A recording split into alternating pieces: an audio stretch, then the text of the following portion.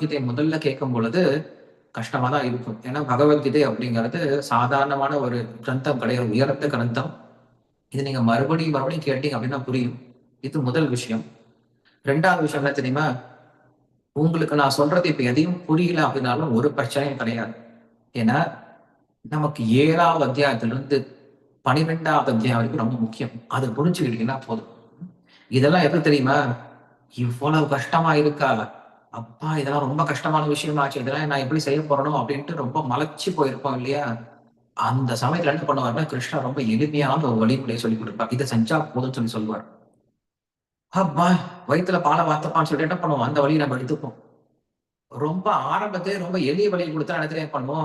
இவ்வளோதானே சொல்லி சிரிச்சுட்டு போயிருவோம்.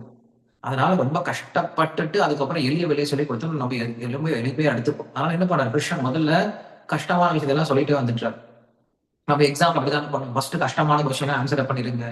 அதுக்கப்புறம் ஈஸியானதெல்லாம் எழுதலாம். அப்படின்னு சொல்லி சொல்லும்போது கிருஷ்ணர் அத ஃபாலோ பண்றாரு. நம்மளும் கிருஷ்ணர தான் ஃபாலோ